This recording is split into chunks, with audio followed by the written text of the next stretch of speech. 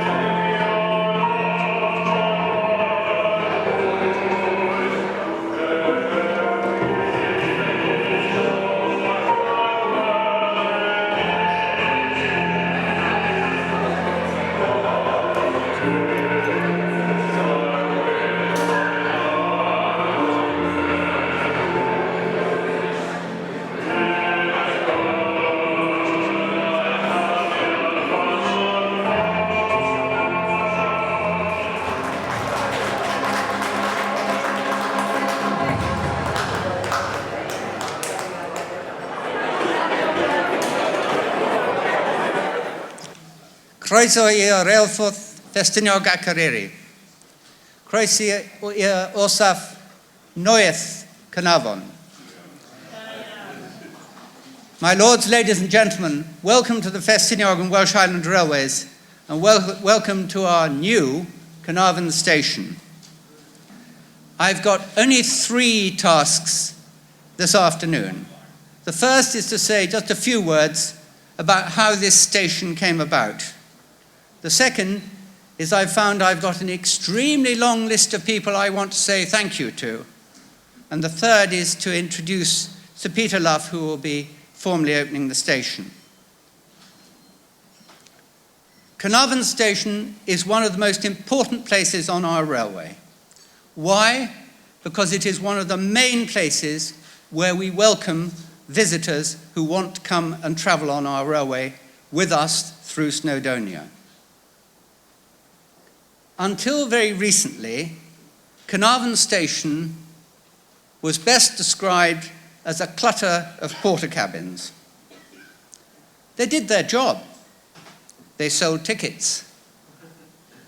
They provided the basic amenities that people need. And actually, despite the fact that we thought they were rather ugly, Caernarfon Station, when it opened, just over 20 years ago, 22 years ago, boosted the number of visitors to the town and to the castle. So I think it's fair to say that our porter cabin station did do a job. But you know, we're actually, all of us, very proud of our railway. And it was not, under any circumstance, what we wanted for Caernarfon, nor was it what we thought was fitting to this wonderful town with all its heritage, and nor was it something we thought would celebrated the railway itself and the contribution the railway has made to Welsh and to international heritage. This station sits right on the edge of a World Heritage Site, opposite the Plantagenet Castle, which is just over there. The castle is, of course, the most famous single piece of heritage in Caernarfon. And like most heritage, it's actually something which is brought to Caernarfon from somewhere else as a concept. It was an outstanding design of its time. Its inspiration was international. There's quite a lot of academic argument about it, but everyone agrees it was imperial and Roman, and those of us with a bent for a degree of romance say it was brought from the walls of Constantinople, which people now call Istanbul. Now, the railway is something different. The narrow gauge railway was invented here in Gwynedd. It was proved here in Gwynedd, and then it was exported all over the world. The engine that brought you from Dinas this morning started its working life in Africa. Other narrow gauge railways were in Australia, in Asia, in America, even in the rest of Europe. And in fact, we're very nearly on the 150th anniversary of one of the most notable events in narrow gauge railway history, when the transport minister of Imperial Russia came to visit Portmaddock to see how we were managing in Gwynedd to run railways so efficiently and so economically. The story is actually that he didn't like the accommodation very much in Portmaddock and got up at 1 o'clock in the morning to light the fire in the engine because he was so cold. Maybe we'll find a way of celebrating that differently and in Portmaddock. So when people come and visit the railway here, they're coming to see something that started here in Gwynedd and then went out into the railway. And I hope that people living here will increasingly acknowledge and take pride in these achievements of previous generations of Gwynedd people. This station is modern. There wasn't any old station here to restore. This is an old railway site. It dates back to 1828, but it was never a station site. So this railway very deliberately looks to the future. The station provides the space needed for those who are using our trains, but we've tried to make sure that it's in a form useful for lots of other things as well. We need covered space for people to wait for trains. You're in it now. But in addition, this covered space has excellent acoustics, as you heard just before. And it has already hosted a number of local artists. So, I hope that this station can be a great community space and provide for everyone, including in even the most disabled. It has the first changing places facility in the whole of North Wales, outside hospitals and other medical facilities. I really hope that you enjoy your new station and that it becomes much more for Caernarfon than just somewhere where people join trains, that it will provide economic benefits, cultural benefits, and social benefits. Now, if I could please move on to say thank you to some of the many people who have contributed to this station today. And I shan't be able to mention everyone by name. I hope you will forgive me. But I would like to start by thanking all the people who fought to keep plans for the Caernarfon waterfront, including this new station, alive, and who were ingenious in finding all sorts of pots of money when grander schemes for the whole area failed to materialize. Officials are very often overlooked, but we should recognize what a good job they did for Gwynedd and for Caernarfon. The person I had most to deal with was Lawrence Smith, who is now with Cadw. And I'd like to say a particular thank you to Lawrence and to all those who worked to that same end. I'd also like to thank all those involved in Welsh Government for providing the core funding and to Gwynedd Council for administering it. I would like to thank all our partners in the Caernarfon waterfront project, including the Harbour Trust. Together, you've really making things happen. And I'd like to thank our neighbours for their forbearance during construction. Then I think I should thank, and I'd like to thank, everybody who was involved in the design and the build of this station, to the architects, to Robert Chambers and to Purcell's, to MPH Construction, our builders, to Welsh Water and to United Utilities for assistance moving the water main and the gas town main. Things didn't always go smoothly. They often don't. The gas main wasn't where it was supposed to be. That caused quite a problem. Faced with problems like that, people can react in one of two ways. Either they turn the problem into a crisis, or they find solutions. And I'd like to thank all of you for your positive approach in finding solutions. One piece of Caernarfon history that we celebrate with our new station is the De Winton Works, just across St Helens Road. We have 2 De Winton engines here today, and that is brilliant. I would like to thank Gwilym Williams for trusting us with Watkin to be the centrepiece in the rotunda. And I'd also like to thank F&WHR and the team from Leighton Buzzard for bringing the only working De Winton engine here today for your pleasure. And Challoner is straight behind me. I would like to thank the railway's staff and managers. We didn't have extra people. This project added a lot of extra work to already full days. So I'd like to thank them all, and Paul Lewin and Colin Burt particularly stand out. I would like to thank Cymdeithas Rheilffordd Eryri, the Welsh Highland Railway Society, Daffyd Thomas, and all our volunteers for the work they've put into supporting this project. Work which ranges from laying track to staffing consultation meetings and just about everything in between. And finally, I must thank everybody who has given money for the project through the F&WHR and Welsh Highland Railways Trust and the Diamond Jubilee Appeal, led by Richard Broyd and Michael Wilkinson, who've done an enormous amount of work. But all of you who have given, and you have given over £1 million for this project, you have kept the project going through all the difficulties, and you fill the funding gaps which otherwise could have stopped it. From all of us on the railway, and I hope from the people of Caernarfon, thank you very much indeed. The railway, Caernarfon, and North Wales generally are all greatly in your debt. Now I would like to ask Sir Peter Luff to open the station. Peter is the chairman of the National Heritage Lottery Fund, a former minister in the government and an old friend. Peter, thank you all very much.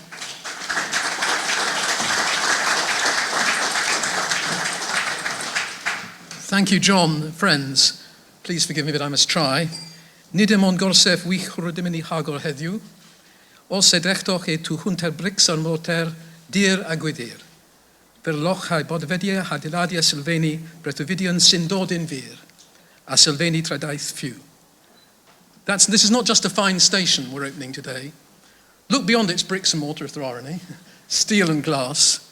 You'll see it's built on the foundations of dreams come true, on the foundations of living heritage. Making this dream come true has taken hard work, determination, resilience, and real vision. The result's an impressive 21st century gateway to nearly 2 centuries of heritage, brought inspiringly to life.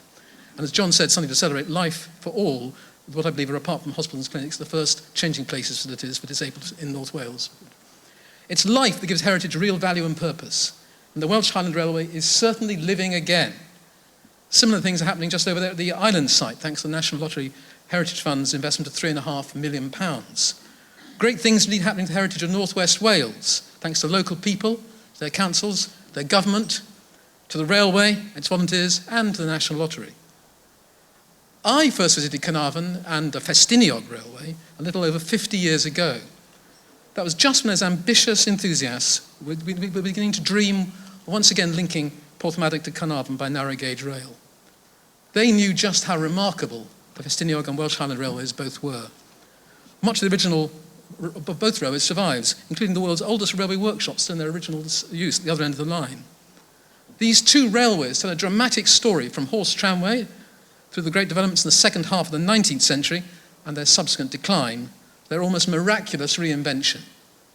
How both railways were saved and restored by a committed group of enthusiasts is an uplifting chapter in this story, and one that should be more widely known and celebrated itself.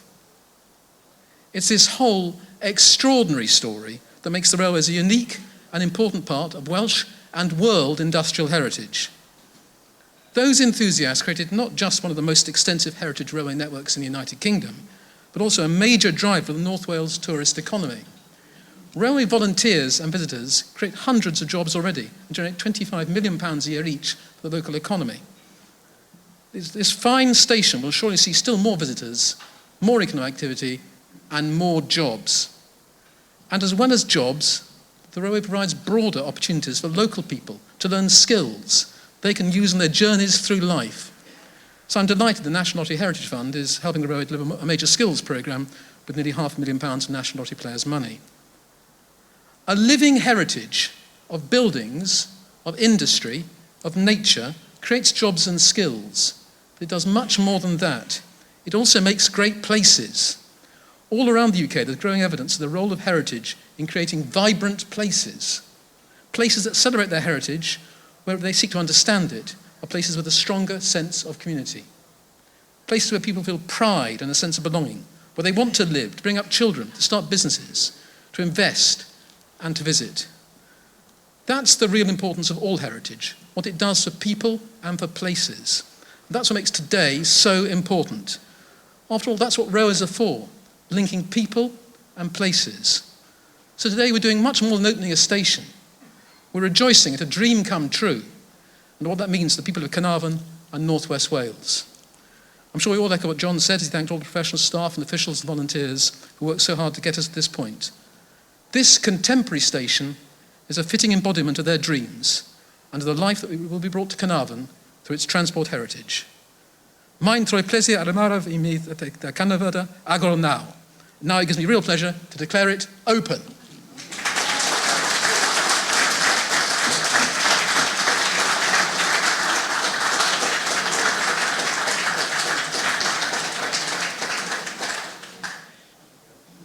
Mae'n fraint I mi fel gweinidog twristiaeth yn Llywodraeth Cymru I ymateb ac I ddiolch I Sir Peter Luff am agor yr orsaf hon.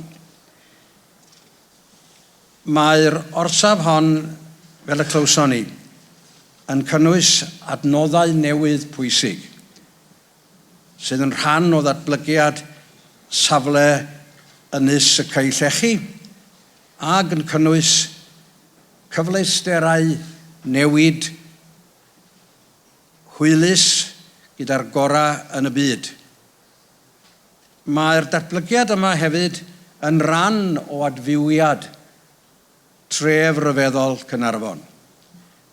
Ac mae'n dda gen I gyhoeddi y bydd cadw a Llywodraeth Cymru yn cyfrannu yn rhan ni drwy wneud muriau'r dre ar y lefel ucha a adeilad y castell yn hollol hygyrch I bawb drwy osod lifft newydd a mae'r gwaith hynny yn mynd I gael cychwyn arno fo yn fuan. Mae'r rheilffyrdd hanesyddol yma yn ran ganolog o'n traddodiad ni ac o'n treftadaeth ni. Ond maen nhw hefyd yn allweddol ar gyfer dathlu yr hyn sydd yn fyw yma yn ein cymunedau heddiw. Ac y mae ail agor terminws I reilffordd Eryri yn gyfraniad sylweddol iawn tuag at ddatgan bod yna ddyfodol I dref Caernarfon am flynyddoedd a chanrifoedd I ddod. Be dwi eisiau dweud ydy bydd yr orsaf yma yn dod yr un mor bwysig I dref Caernarfon ac ydy'r castell a godwyd unwaith I geisio yn goresgyn. Diolch yn fawr.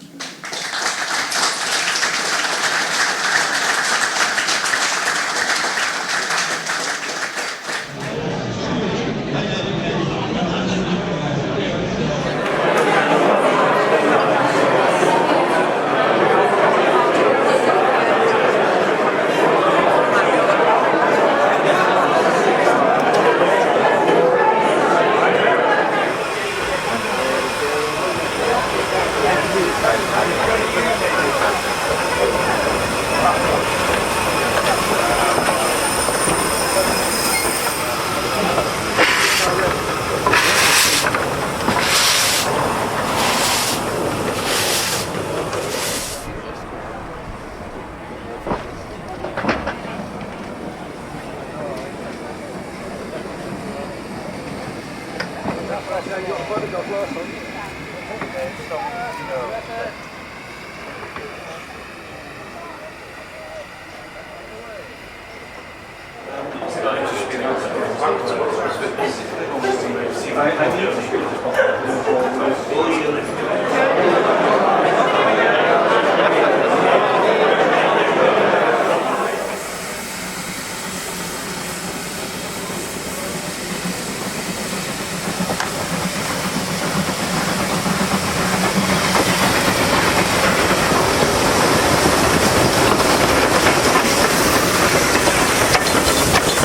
would like to introduce Lord F&WHR here, who will open the building for us. I've met Lord F&WHR when we were promoting the rebuilding of this railway, and I am very pleased to be able to count him amongst one of the genuinely right honourable members of Parliament at that very end. For 20 years and longer, there's tremendous work gone in, and gradually more and more is coming on stream, and it's something that is appreciated by the local community. At the start, it wasn't exactly like that, as you said. Yn y blynyddoedd cynnar, mi oedd 'na deimlad cymysg, ac oedd y gymuned drws nesaf yn Betws Garmon, oedd 'na deimlad eitha cry yn erbyn. So when I was invited to support the project going forward, I had to make sure that I was carrying the local community with me, didn't I? And in fact, the railway goes through 8 community councils. So I thought I would contact each of the 8 and see how they felt about it. I was very much in favour, they knew that, and 7 of the 8 gave support. And that gave me the cover that I needed in a democratic manner in order to support the project moving forward. Dwi yn fy nghynefu'n fan hyn. Yr ardal ni newydd ddod trwyddo fo ar y tren, heibio be o'n i'n arfer galw yn stesion Bicall, ond sydd yn Tryfan Junction wrth gwrs. Fanna oedden ni'n mynd fel plentyn, i hel Mwyar Duon, i hel Cnau, i wneud bwa saeth. Around the Tryfan Junction station there was my playground as a child. We lived 3/4 of a mile down Longroes as we knew it. So this patch I regard as my patch, as well as the patch of the whole community here. And with this development taking place, I'm sure that it is something that will be of relevance to the whole community. Bydd hwn dwi'n gobeithio o bwys, nid yn unig I bobl sy'n teithio ar y tren, ond yn arbennig I gymuned Waunfawr a pobl Waunfawr. Oherwydd mae yna gyfleon amddeillio o hyn I gael manteision masnachol a cyflogaeth ag ati. I was very impressed by the study undertaken by Bangor University some years ago, which then showed that Rheilffordd Eryri was contributing, if I remember right, some £16 million to the local economy each year. A mae hynny'n golygu arian dod I mewn I siopa, I fusnesau, cyflogi pobl a beth ymlaen. A mae'r diwydiant twristiaeth mor bwysig I ni fel cymuned. Tourism is one of the backbones of the economy here, and it's important that we have a cooperation between projects such as this and the local community in order to get the best for both of us out of it. Rwan, ta fysa lle fel hyn ddim wedi cael I adeiladu heb yna wario arian sylweddol. And I want to say thank you to everyone. There are 1 or 2 special people who have made immense contributions, aren't there, to the funding of this project. It's not for me to be naming names, but I want to say thank you to those who have contributed from the bottom of my heart, because without your support, this project, and indeed the whole line project, wouldn't have gone forward. Yn Hir Arglwyddi, dwi'n aelod o grŵp sy'n ymwneud â rheilffyrdd bach. There's a railway heritage group in the House of Lords, which is fairly active. We had a debate a couple of weeks ago, and we try to ensure that the agenda that's helpful for the heritage railway is getting the attention needed, and we're very grateful for the input that comes from members of your society as well as the others. You know, when I was Member of Parliament, I represented a constituency that had 5 small railways. By the end, Rheilffordd Eryri, we had at the Porthmadog end the Festiniog before it had come together as one. There was, of course, the 1964 company there. There was the Snowdon Railway, and there was the Llyn-Llanberis Railway. I think probably more heritage railways than any other Member of Parliament would have had.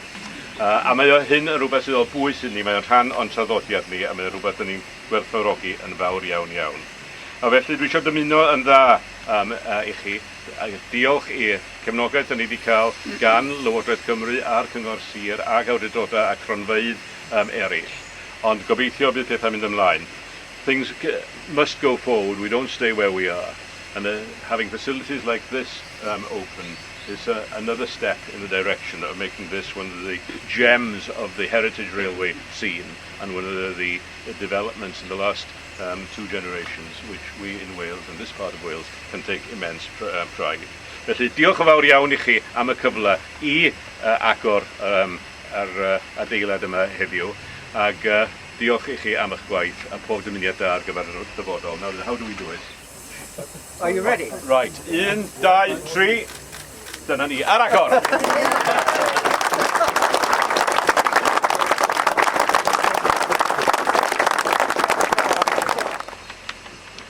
Waunfawr station here is the latest in a whole number of projects which Mike Schumann has led and very often funded for the railway. When the F&WHR railway was blocked by the pump storage scheme, by the CGB pump storage scheme at Caernarfon, he was one of the first volunteers to join the working parties that built the deviation. He then designed the west side route, which is the route which the railway now runs on, and then Gerald Fox, who'd started it, went off to work in the United States, and Mike took over and actually managed the deviation works on the F&WHR for more than 10 years, from 1967 to 1978. When the FR took on the rebuilding of the Welsh Highlands, Mike played a very large part in all the early court proceedings, the Light Railway Order, the public inquiry, the Transport and Works Act. In fact, he became one of 2 people who used to be called Mr. Welsh Highland Railway because of their involvement in the first 3 phases of the railway. And since then, Mike has gone on taking a very active interest in projects, recently including Minfos Goodshed, Mulwyn Tunnel Portals, and of course this station. Mike has been a director of the company, and he's been a F&WHR and Welsh Highland Trust trustee. He's now stepped away from these formal roles, but as you can see, he's far from taking any less active role in the railways. So I'm very pleased to be able to tell you that the directors and the trustees have asked Mike to become honorary president of the railway. Oh, very good.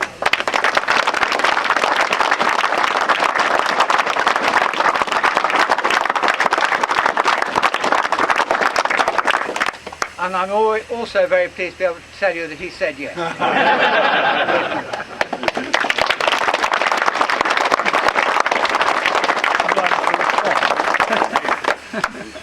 Yes. Yeah. John sent me an email. I'd been in Wales actually when I got home, and I discovered an email from it making this offer. I felt a bit nonplussed by this because I thought to myself, well, there's only been one president of the railway company so far, and that was Alan Pegler. And his qualifications as president were that he actually effectively bought the company out of impending bankruptcy and total scrapping, and therefore saved the railway. He lost 2 wives through carelessness. He drove Britain's most famous engine across the United States, and then he was bankrupt. So on these qualifications, he was made president of the F&WHR Railway Company. Sorry, that's a slight tongue-in-cheek view. And then I thought about presidents as a whole, and I thought, well, there's one in America who keeps on going on social media and making a fool of himself, and nevertheless he has many followers. There are presidents who strut around in sort of military uniform with peaked caps with lots of gilded spaghetti on it, and others who follow utopian dreams which have already been proved not to work, and proceed to bankrupt their countries. And I thought, well, actually, is being a president a great thing to do? And then I thought, no, this is a railway. The presidents of railway companies are a totally different category, because the railways were the veins of a country, construction of the veins of the country, which linked the trades of the country together. And therefore, the presidents of railway companies, and this really is an American phenomenon, because in Britain we don't generally go in for presidents. We've got a queen or a king, we don't need a president. But no, being a president of a railway company is a totally different kettle of fish than being president of Venezuela or America. And on that basis, that this is a constructive presidency, I am very happy to accept. And I hope that I will fulfill this role, because although I'm told it has no obligations or pay or responsibilities, but in fact there are obligations in being in such a position, and I will do my best in my dotage to fulfill that role. So thank you all.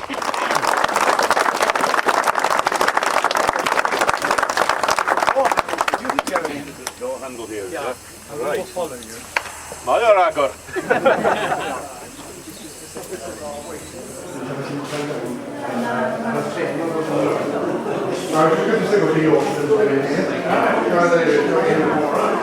Yes,